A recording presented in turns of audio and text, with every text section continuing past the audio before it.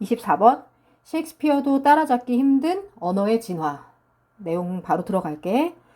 자, new words and expressions emerge. 새로운 어휘와 표현들이 emerge, 등장한다, 나타난다. continually, 계속해서. in response to new situations, ideas, and feelings. 새로운 상황들, 생각들, 그리고 감정들에 응답하여. in response to, 뭐뭐에 대한 응답으로, 뭐뭐에 대한 반응으로. 단어 챙겨놓자. 자, emerge는 나타나다 라는 뜻이죠. 나타나다, 등장하다. appear의 의미고요. 자, 고2부터는 appear 대신에 이제 emerge를 자주 보게 될 겁니다. 자, 명사형은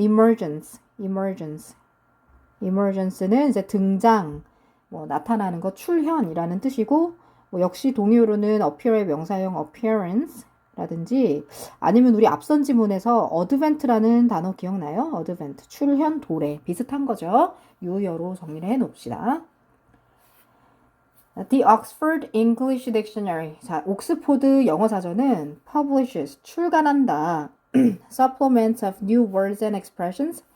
새로운 어휘들과 표현들의 보충물, 보충 자료들을 출간한다. 자, 그런데 어떤 어휘와 표현들이냐면 have entered the language. 그 언어, 영어겠죠. 그 언어에 have entered, 진입한. that have entered, 진입한. enter는 바로 뒤에 이렇게 명사를 쓰면은 명사에 들어가다, 명사에 진입하다 라는 뜻이야. 그 언어, 영어에 진입한 새로운 어휘들과 새로운 표현들의 보충물을 출간한다.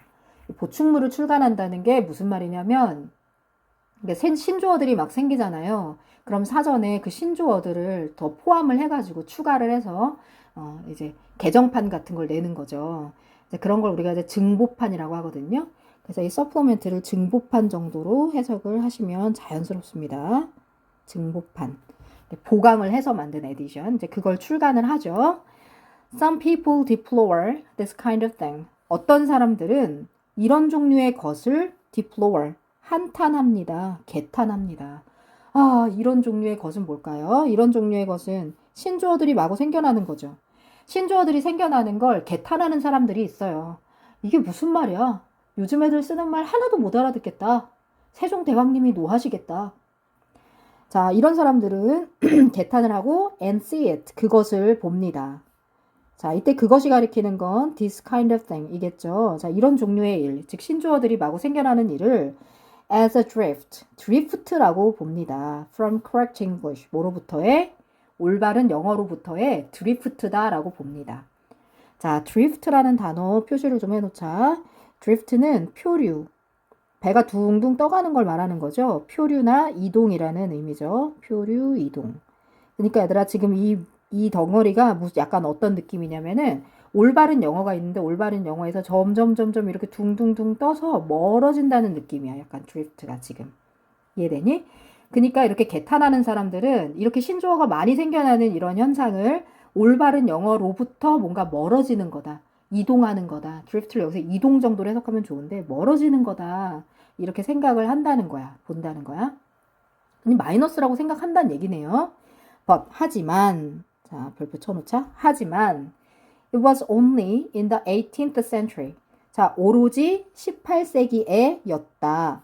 느낌 어때요?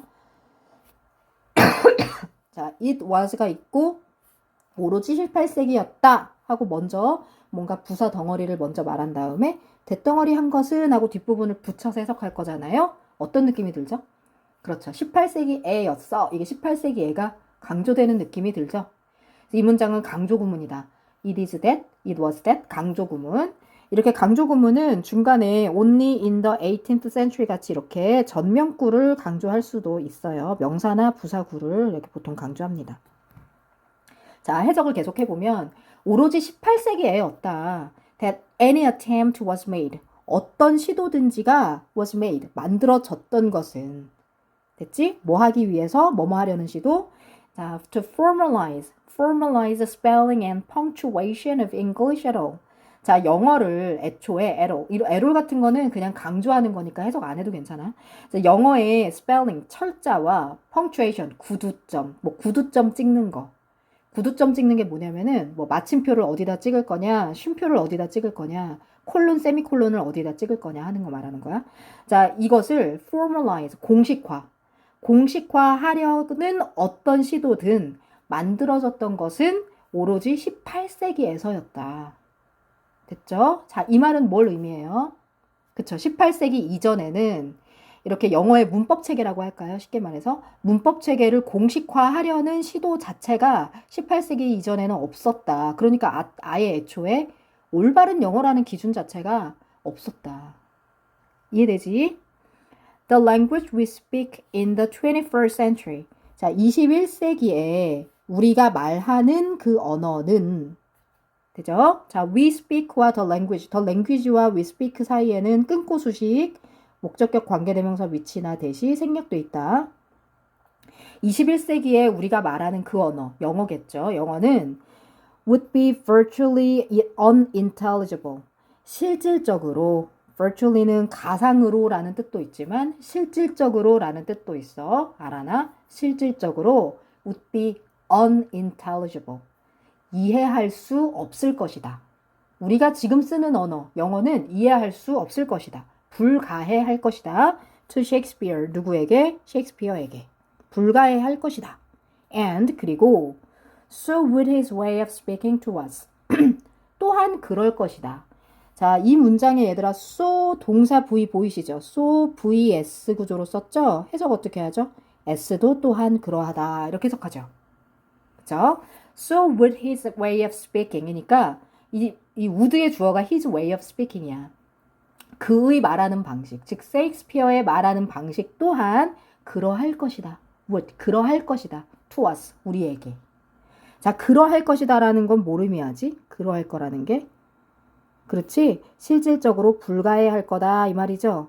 그렇죠? 그래서 이때 would는 would be virtually unintelligible 해서 would만 따다가 쓴 겁니다. 이해가 되시죠? 소도 아이 구문이죠.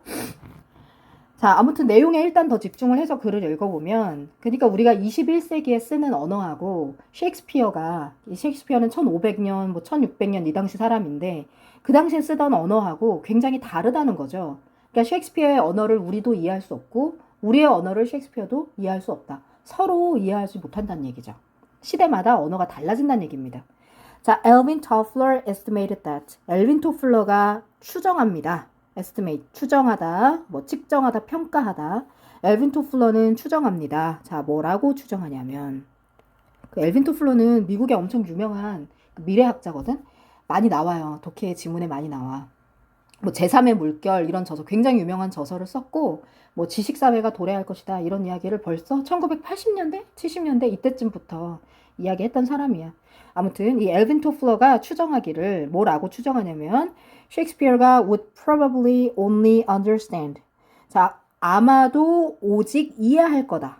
근데 얼만큼을 이해할 거냐면 about 250,000 of the 450,000 words.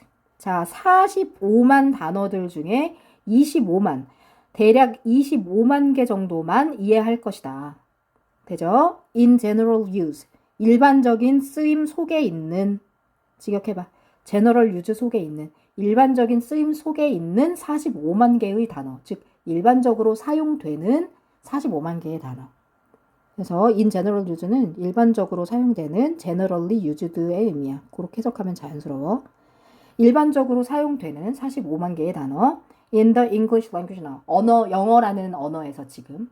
현재 영어에서 사용되는, 일반적으로 사용되는 45만 개의 단어 중에 고작 25만 개 정도, 대략 이 정도만 이해할 것이다 라고 엘빈 토플러는 계산 추정합니다.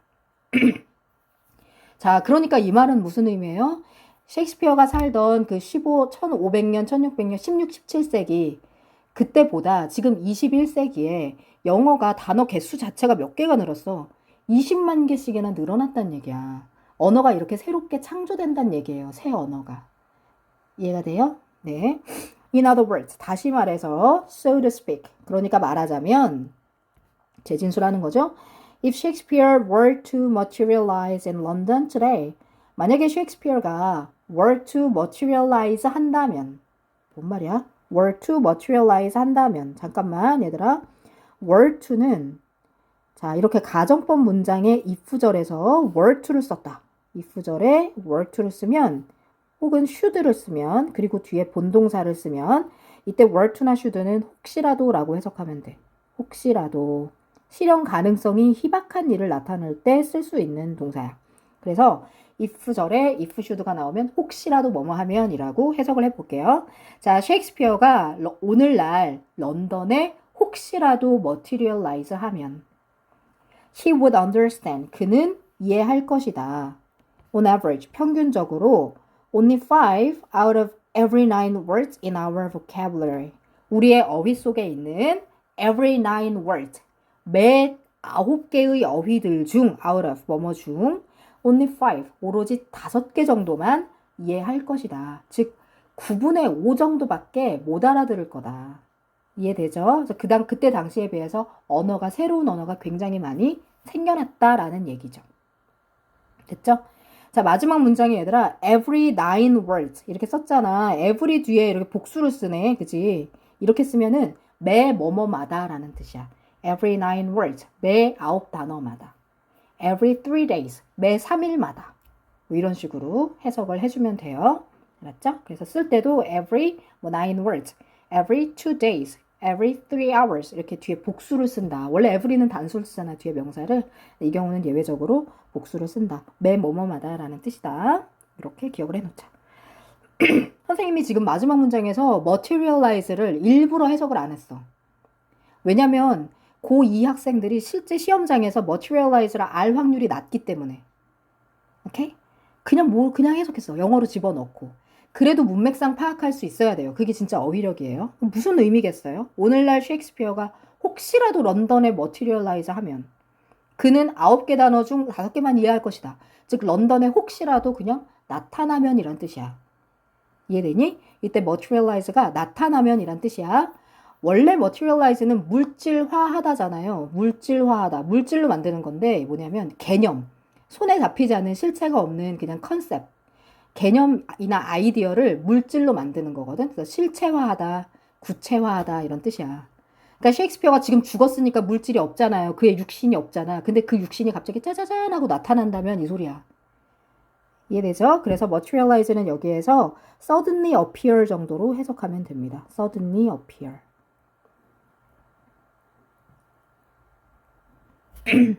괜찮니?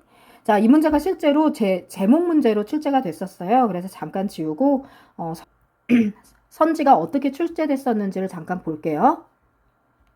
자, 선지는 이렇게 출제가 됐었고 한번 빠르게 봐보세요. 정답이 몇 번일까요? 네, 정답은 5번입니다. 자, 언어의 진화라는 핵심어가 들어가죠. 언어의 진화가 만든다. 심지어 셰익스피어까지도. 그 언어의 신이라고 불리는 셰익스피어. 셰익스피어가 실제로 신조어를 되게 많이 만들었다고 하거든. 자기 문학 작품에서. 셰익스피어가 만든 신조어가 엄청나게 많대요. 이 심지어 그러한 언어의 신인 셰익스피어까지도 semi-literate 이 단어 좀 기억해놔. 반만 읽고 쓸 줄 알게 만든다. literate이 글을 읽고 쓸 줄 아는 이지. 세미가 붙었네. 반만 읽고 쓸 줄 아는 거야. 그죠? 그렇게 만든다. 즉 언어는 시대에 따라서 변화한다. 혹은 새로운 언어가 계속 생겨난다. 라는 요지의 글이고요.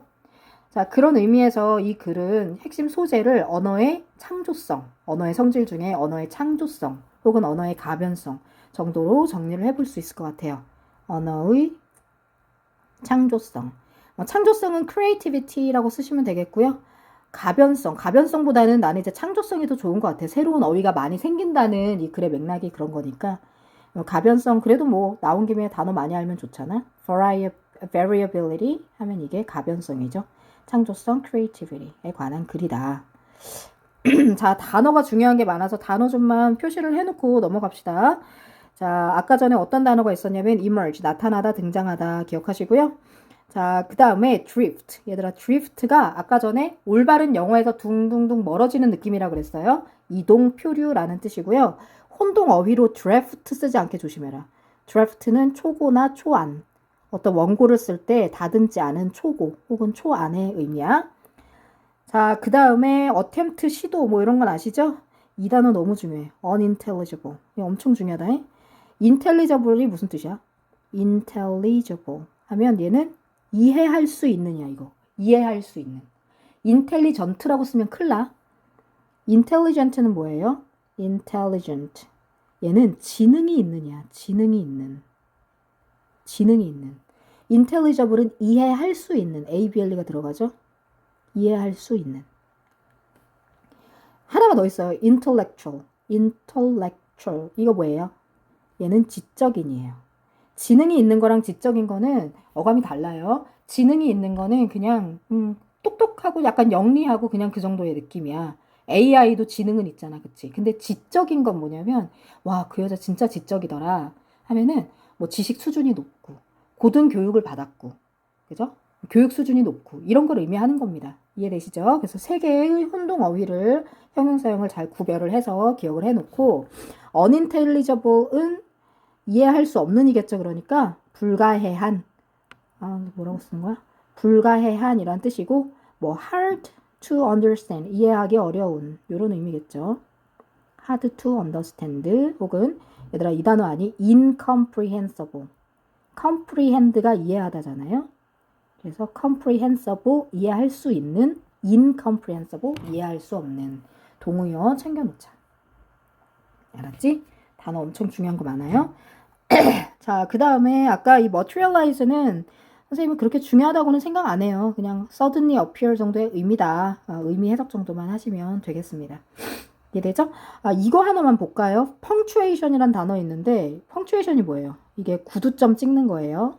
punctuation, 구두점 찍기란 뜻이고 얘들아 punctuality 비슷하게 생긴 애가 있거든. punctuality 하면은 얘는 시간 엄수야. 시간 지키는 거. 그래서 고2쯤 되면 굉장히 스펠도 비슷하면서 헷갈리는 어휘들 되게 많잖아. 정리해놔야 돼. 알았지? 내신 기간 동안에 열심히 정리를 해놔. 수능에도 도움이 될 거다. 되죠?